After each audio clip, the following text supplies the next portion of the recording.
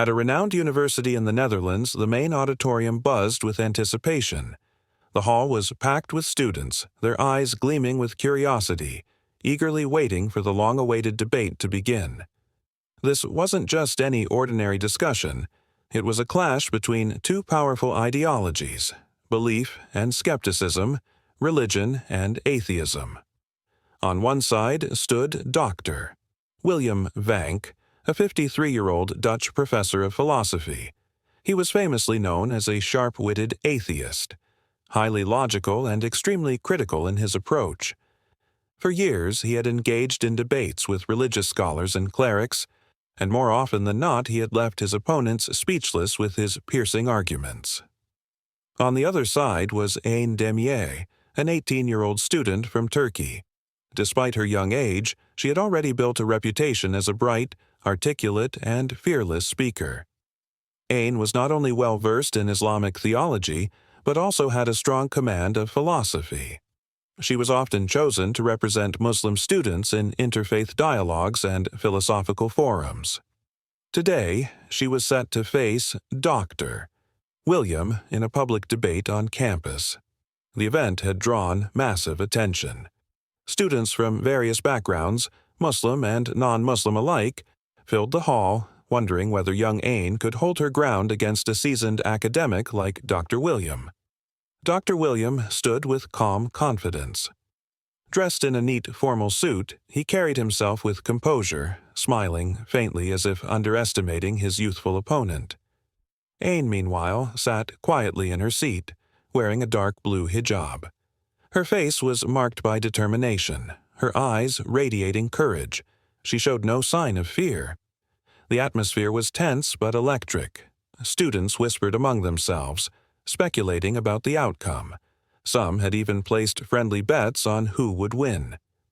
The moderator stepped forward to open the event. "Welcome to our academic debate," he began. "Today's topic is, does God exist?" Our two speakers are Dr. William Vanck, a professor known for his rational arguments, and Ayn Demier, a bright young student representing the voice of faith. Let us begin. Dr. William took the floor first, his voice relaxed but sharp. "God is a concept," he began, "that belongs to an outdated worldview. In my opinion, science has shown us that the universe operates according to natural laws. There's no need to invoke the supernatural. Logic and empirical evidence explain everything. So my question is, why do people still believe in God in the 21st century?" The hall fell into a heavy silence. It was a classic atheistic argument, familiar to many in such discussions. All eyes turned to Ayn, waiting to see how she would respond. But she didn't rush. She simply smiled and began, gently but clearly. "Dr. William," she said, "your question is interesting, but let me ask you something in return. Do you believe in justice?" William raised an eyebrow. "Of course, justice is an essential concept in any society." Ayn nodded. "Good. But can you show me what justice looks like physically? Can you weigh it, measure it, put it in a lab?" There was a pause. The students leaned in, slowly catching on to the point she was making. "Dr.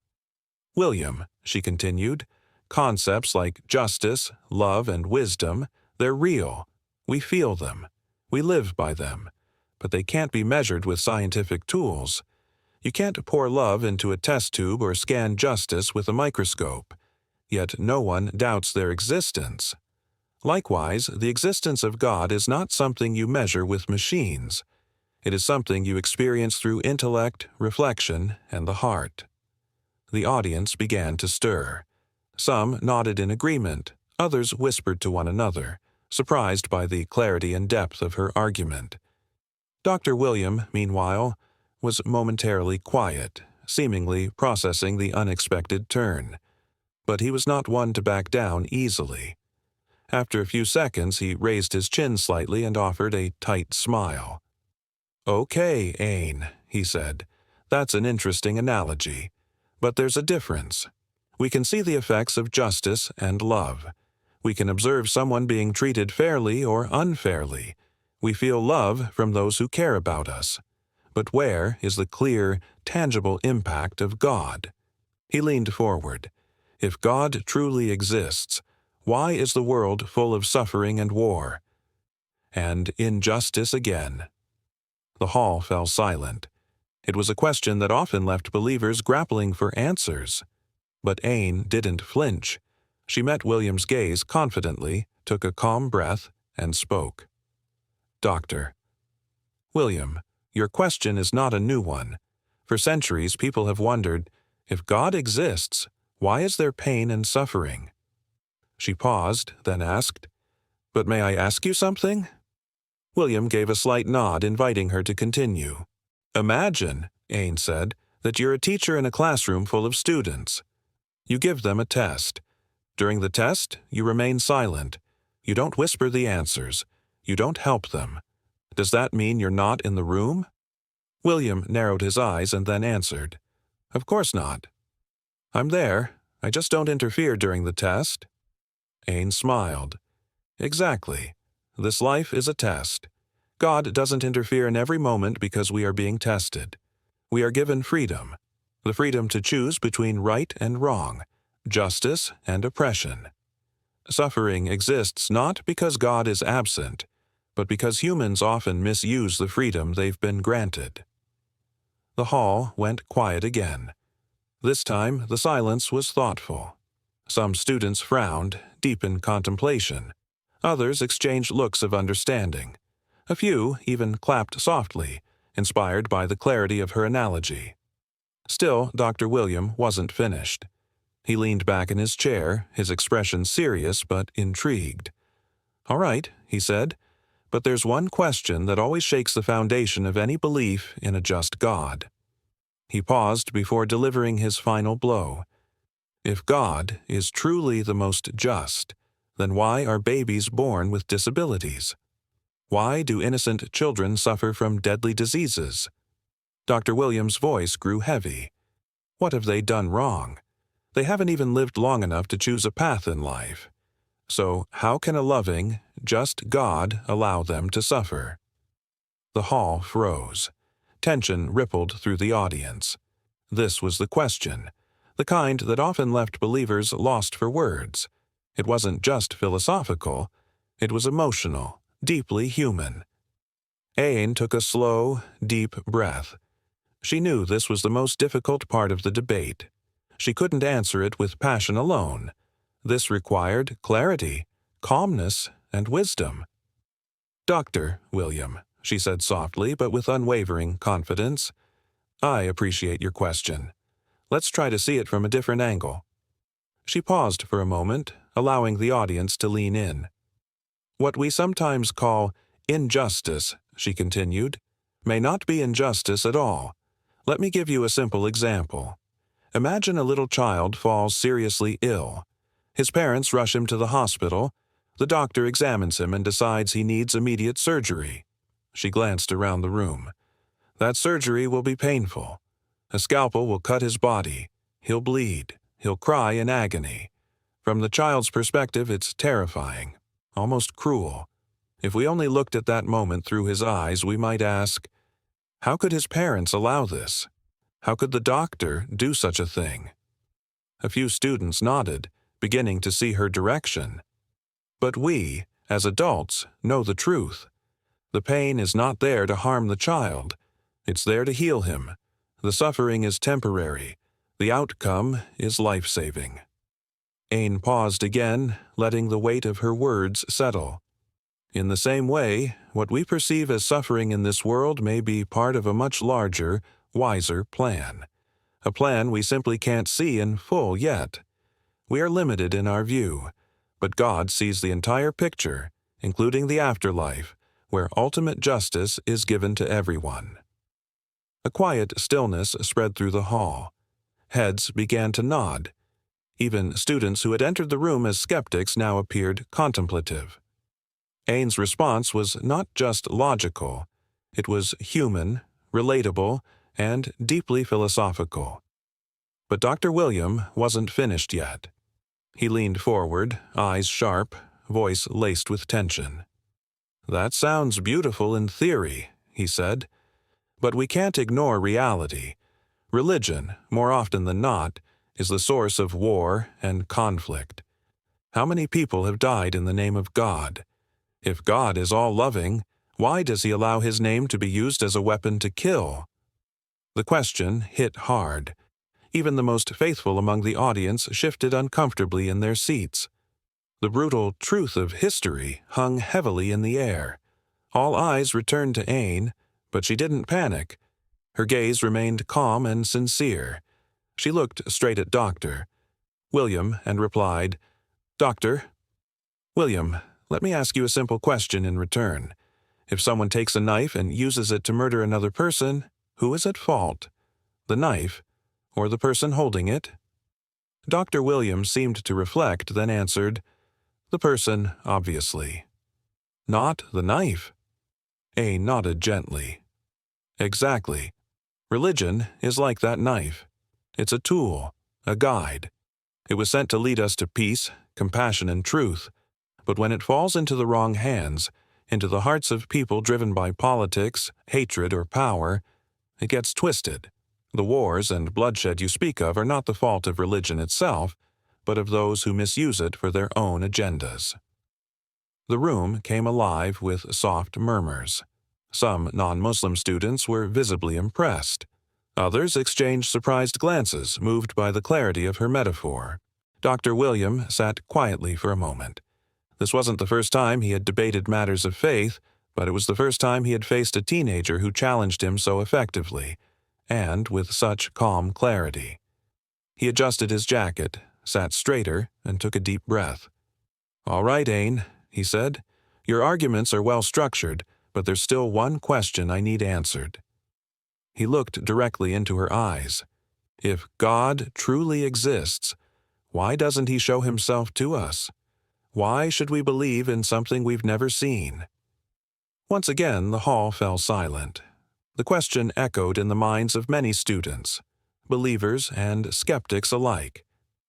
Ain held his gaze for a few seconds, then said softly, "Doctor." "William, do you love your mother?" The professor blinked, momentarily caught off guard. "Of course," he replied. Ain smiled gently. "Can you show me that love in physical form? Can you put it in a container, measure it, weigh it in a lab?" Dr. William didn't answer immediately. He knew where this was going. "You can't," she said, "but you know it exists. You feel it. You see its impact. Just because you can't see something with your eyes doesn't mean it's not real." She paused, then added with conviction, "It's the same with God. We may not see him directly, but his signs are everywhere, in our hearts, in the beauty of nature, in the perfection of the universe, and in the longing for meaning that lives inside every soul." The entire hall fell quiet, deeper than ever before. Even Dr. Williams said nothing. His expression changed. He was no longer dismissive, no longer skeptical, just thoughtful, deep in reflection. For the first time in the debate, no words came from him. The turning point. His eyes, once sharp with challenge, now searched for something more. Students around the room exchanged hushed whispers. They realized something had shifted. This was a turning point. Dr. Williams stared at Ain for several moments, then finally said, "You speak with great conviction, Ain. I must admit, I'm impressed. But belief alone is not enough. Not for me. I'm a scientist. I need evidence, hard evidence. Something measurable, testable, empirical." He leaned back, folding his arms. "So far, your arguments are philosophical. But where is the scientific proof that God exists?"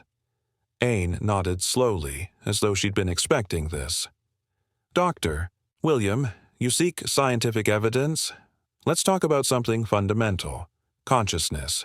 Do you believe in it?" William furrowed his brow but replied, "Of course. Consciousness is what makes us human. Without it, we wouldn't be able to think, feel, or be aware of our existence." Ain's expression softened. "Good. Now tell me, Can you put consciousness into a test tube? Can you weigh it on a scale or see it under a microscope? William paused, then said, "No, we can't measure it like that. But we know it exists because we experience it." Ain smiled. Exactly. Just because something can't be tested in a lab doesn't mean it isn't real. Consciousness, justice, love, these are invisible realities that shape our lives, and so is God. She continued, "We may not be able to see Him with our eyes, but His fingerprints are all around us, in the complexity of creation, in the order of the cosmos, and in the voice of truth within our hearts." The hall was silent again. Some students nodded slowly. Others seemed lost in thought. A few non-Muslim students looked visibly moved, their expressions softening with new understanding. But Dr. William still didn't surrender. He leaned back, arms crossed, and said, "Your arguments are compelling, but there's still something, one last thing, that stops me from believing in God." Ain fixed her gaze on him, ready for whatever came next. "If God is all good and all powerful," Dr. William asked, "then why did He create the devil?" The question hung in the air like a sharp blade. Students glanced at each other, whispering. Some were visibly impressed. Others furrowed their brows in deep thought. But Amy didn't flinch. Her eyes stayed locked on William's, calm and unshaken. "Doctor, William," she said with poise, "before I answer your question, may I ask you one in return?" William raised his eyebrows. "Go ahead." "If there was no darkness in this world," Ain asked, "would you truly recognize the light?" William hesitated, trying to understand the question. "If this world had only goodness," she continued, "only peace, only joy, without even the concept of evil, would you even be able to define what goodness means? Good can only be recognized in contrast to bad, just as light can only be appreciated in the presence of darkness." She paused, then added, "The existence of the devil is part of the test of life. Just like night allows us to value daylight, the existence of evil allows us to value good. Without choice, morality is meaningless. Without free will, goodness becomes robotic, not virtuous." The hall grew quiet once more. Even students who had sided with William earlier began nodding thoughtfully. Still, Dr. William wasn't done. He let out a slow breath. "All right, I see where you're coming from. But there's something else that makes it hard for me to accept the idea of God." He looked around the room, then back at Ain. "If God is one, why are there so many different religions? Why do humans have conflicting beliefs?" Ain smiled. She had anticipated this question. "Dr. William, the diversity of beliefs isn't evidence against God. It's evidence of human freedom. God created us with minds, hearts, and free will. Different religions are often the result of how humans interpret divine messages over time, in different cultures." The revelation, Ain continued, her voice steady. "Languages and interpretations differ, but if you look closely, you'll find something fascinating. Most major religions teach similar core values: honesty, compassion, justice, and the idea of life after death. These similarities hint at a shared truth beneath the surface. The problem isn't God's message, it's human limitation in understanding it fully." Once again, William fell silent. He stared at Ain, not with defiance but curiosity. Every question he'd posed had been met not only with logic but with wisdom, something impossible to dismiss. Before he could respond, a male student from the back of the hall stood abruptly. "Dr. William, after everything you've heard today, do you still believe God doesn't exist?" All eyes turned to the professor. William looked at the student, then back at Ain. His expression had changed, no longer the cold certainty of a skeptic, but a quiet storm of questions battling in his mind. The university bell rang. The debate had ended, but something deeper had just begun. The Aftermath. That evening, William sat silently at his desk, gazing out his office window. The sky blazed in soft orange and gold, a serene contrast to the thoughts raging in his mind. The debate replayed relentlessly. Every sentence, every analogy, every question he'd once thought unanswerable. He muttered to himself, repeating Aine's words. Awareness, love, justice, all exist, though they can't be tested in a laboratory. A knock at the door. "Come in," he said without turning. Professor Langili entered, his suit impeccable, his face radiating quiet wisdom.